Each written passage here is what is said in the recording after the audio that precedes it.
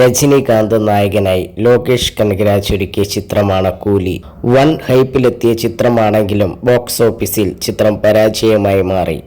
ആഗോളതലത്തിൽ 500 കോടിക്ക് മുകളിൽ കളക്ഷൻ നേടിയെങ്കിലും പ്രതീക്ഷിച്ച വിജയം നേടാൻ ചിത്രത്തിനായില്ല. തന്റെ സിനിമകളിലെല്ലാം മലയാള താരങ്ങൾക്ക് മികച്ച വേഷങ്ങൾ സമ്മാനിക്കുന്ന സംവിധായകനാണ് ലോകേഷ് കനകരാജ്.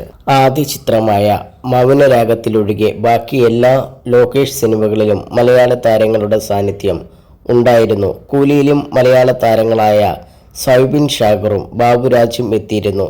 2 സീനിൽ മാത്രമാണ് ബാബുരാജ് പ്രത്യക്ഷപ്പെട്ടത്. ഡയലോഗില്ലാതെ വെടികൊണ്ടു മരിക്കുന്ന കഥാപാത്രമാണ് ബാബുരാജിന് നൽകിയത്. ഇപ്പോഴിതാ കൂലിയിൽ ബാബുരാജിന്റെ 7 സീനുകൾ കട്ട് ചെയ്തുവെന്ന് പറയുകയാണ് നടൻ. കൂലിയിൽ എൻ്റെ 7 സീനുകൾ കട്ട് ചെയ്തു പോയതാണ്.